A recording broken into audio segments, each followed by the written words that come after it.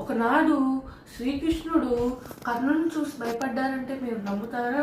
ఒకనాడు కర్ణుడు పడుకున్నప్పుడు సూర్యభగవానుడు ప్రత్యక్షమై తర్వాతి రోజు నీ కవచకుండలాలు ఆ దేవేంద్రుడు వచ్చి తీసుకెళ్తాడు అన్నప్పుడు, పర్లేదు నాన్నగారు, నా కవచకుండలాలు ఎవరు వచ్చి అడిగినా నేను దానంగా ఇస్తాను అన్నప్పుడు, మరుసటి రోజు కర్ణుడు సంధ్యావందనం చేసుకుని వస్తున్నప్పుడు ఏంటిది ఇంద్రుడు బ్రాహ్మణ వేషంలో వచ్చి నీ కవచకుండలాలు ఇవి నాయన అన్నప్పుడు, తీసుకోండి దేవేంద్ర అన్నప్పుడు, నేను నీకు అలా తెలిసిన ఆయన అంటే, నాకు తెలుసు దేవేంద్ర, మీరు నా కవచకుండలాలు తీసుకెళ్తున్నారని నాకు తెలుసు అన్నప్పుడు, నీ దానగుణం నాకు నచ్చింది.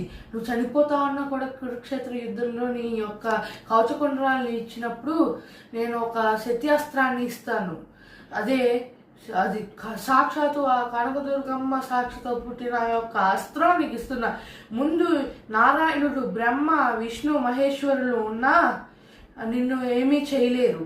ఆ అస్త్రంతో శివుడైనా ఓడిపోగలరు, ఆ సాక్షాత్ ఆ కృష్ణుడైనా బ్రహ్మ అయినా ఓడిపోగలరు. అప్పుడు అది కృష్ణుడికి తెలియగానే చాలా భయపడిపోయారు. అప్పుడు ఒకనాడు కురుక్షేత్ర యుద్ధంలో గదోత్కచుడు అనే రాక్షసుడి మీదకి కర్ణుడు సంభవించాడు.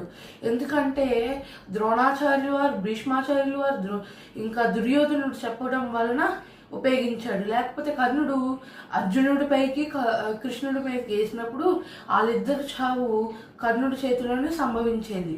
కాబట్టి గజుడు చనిపోగానే శ్రీకృష్ణుడు రథాన్ని వదిలేసి వెళ్ళి అర్జునుడిని కౌగులించుకొని, బావా నువ్వు నేను ఇంకా సురక్షితంగా ఉంటాము, కర్ణుడు శత్యాస్త్రాన్ని గతోత్కచుడిపై ఉపయోగించాడు, ఇద్దరం ఇప్పుడు కురుక్షేత్ర యుద్ధాన్ని ముగిద్దాము అని సాగనింపాడు.